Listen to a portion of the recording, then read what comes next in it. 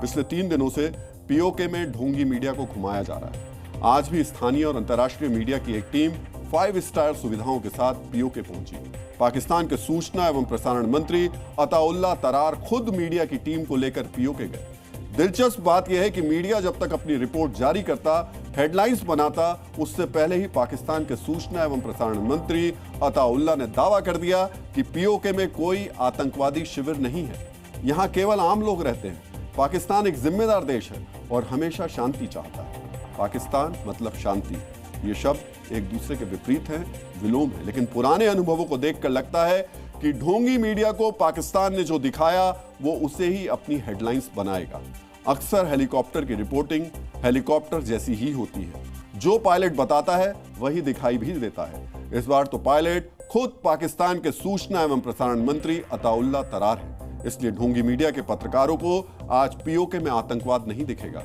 कल ढोंगी मीडिया की क्या हेडलाइंस होंगी ये हम आपको आज ही बता देते हैं। पीओके में मदरसे बंद हैं, बच्चे घरों में डरे हुए हैं। पीओके में भारत के हमले की आशंका से लोगों की जिंदगी डर में बीत रही है। पीओके में निर्दोष लोगों की जिंदगी कमरे में कैद हो चुकी है।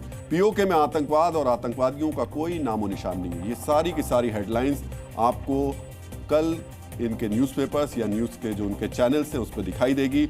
इसलिए हम बार बार कह रहे हैं, मैं अपना पासपोर्ट रखे हुए हूँ, अगर हिम्मत है तो पाकिस्तानी सेना और पाकिस्तान की सरकार हमें पाकिस्तान बुलाए, पीओके लेकर चले। मैं ये भरोसा दिलाता हूँ कि ढोंगी मीडिया की संभावित हेडलाइंस की हकीकत पूरी दुनिया के सामने लेकर आएंगे।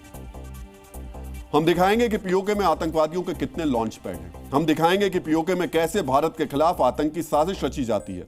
हम बताएंगे कैसे पीओके में आतंकवादियों को ट्रेनिंग दी जाती है, और हम दिखाएंगे कैसे पीओके से भारत में आतंकवादियों की घुसपैठ करवाई जाती है। मैं पाकिस्तान गया हूं लेकिन पीओके में नहीं गया, इसलिए पीओके को लेकर ढोंगी मीडिया की कल की हेडलाइंस अलग होंगी, जो पाकिस्तान को सुकून देगी। पाकिस्तान से मुझे पीओके जाने का निमंत्रण मिले या ना मिले, लेकिन पीओके का सच हम पूरी दुनिया को यहीं से बताते और दिखाते रहेंगे। ढोंगी मीडिया को हमारी सलाह है कि हमारी इस रिपोर्ट को ध्यान से देखें, कागज कलम लेकर नोट कर लें, वीडियो को रिकॉर्ड कर लें, शायद इसके बाद उन्हें सद्बुद्धि आ जाए और कल की हेडलाइंस वो बदल दें। पीओके में अगर केवल मदरसा है, केवल आम नागरिक रहते हैं, तो फिर कुछ दिनों पहले हमास के 100 से ज्यादा आतंकवादी पीओके में क्या कर रहे थे? हमास की परेड और रैली का वीडियो तो भारत समेत पूरी दुनिया ने देखा है। इस रैली में भारत के खिलाफ आतंकवाद को बढ़ावा देने का ऐलान किया गया था, भारत को तोड़ने की कस्में खाई गई थी। हम तो केवल ये पूछ रहे हैं कि क्या ढोंगी मीडिया को हमास के आतंकी नहीं दिखे?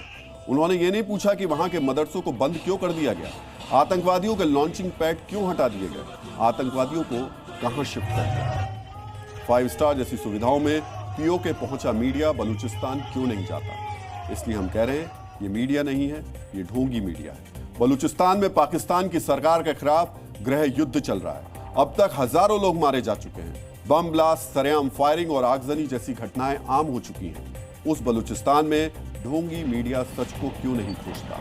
ढोंगी मीडिया अगर बलूचिस्तान का काला सच दिखाएगा तो उसके मुनाफे की बैलेंस शीट गड़बड़ा जाएगी। आज ढोंगी मीडिया को जलते हुए सिंध का भी सच देखना चाहिए था।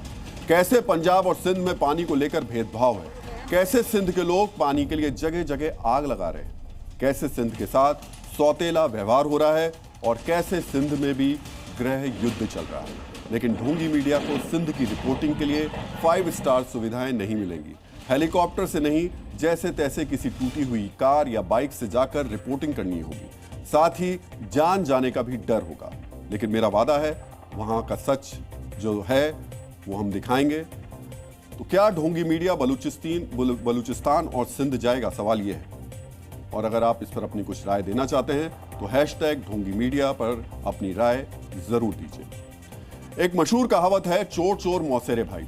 पाकिस्तान की आतंकवाद को लेकर जो टूल किट है उसका एक हिस्सा ढोंगी मीडिया भी है। इसलिए ढोंगी मीडिया और पाकिस्तानी सरकार का गठजोड़ हमेशा चलता रहा है, लेकिन हमें याद नहीं रहता है। दरअसल ढोंगी मीडिया हमारे शॉर्ट टर्म मेमोरी लॉस का फायदा उठाता है, लेकिन आज हम ऐसा नहीं होने देंगे। 14 फरवरी सुनते ही आपको याद आएगा वैलेंटाइन डे, लेकिन इसे अब आप भूल जाइए और याद रखिए कि 14 फरवरी 2019 को पुलवामा में हमला हुआ था, जिसमें 40 सीआरपीएफ के जवान शहीद हो गए थे। इस हमले के 12वें दिन भारत ने बालाकोट में एयर स्ट्राइक करके बदला लिया था। भारत के एयर स्ट्राइक के बाद पाकिस्तानी सेना और सरकार मीडिया की एक टीम लेकर बालाकोट गई थी। अभी आप उसी मीडिया टीम का एक वीडियो देख रहे हैं। इस वीडियो को भी पाकिस्तान की सेना ने जारी किया था। इस वीडियो के बाद बार बार यह कहा गया बालाकोट में कोई एयर स्ट्राइक नहीं हुई। क्या आपको याद है इस टीम को बालाकोट एयर स्ट्राइक के 43 दिन बाद बालाकोट ले जाया गया था? 43 दिन की देरी क्यों की गई? दरअसल ये ढोंगी मीडिया और पाकिस्तान सरकार का गठजोड़ था। इसलिए ढोंगी मीडिया की जो टीमें गई थीं, उसका दावा था कि बालाकोट में भारत के हमले के कोई सबूत नहीं मिले। लोगों की जिंदगी सामान्य तरीके से चल रही है, बच्चे मदरसे में पढ़ रहे हैं। मतलब ढोंगी मीडिया ने माना कि बालाकोट में कुछ नहीं हुआ। इसके बाद भारत का ढोंगी मीडिया एक्टिव हो गया और सवाल पूछने लगा कि बालाकोट स्ट्राइक का सबूत दो। बालाकोट के स्ट्राइक पर सवाल खड़े कर दिए।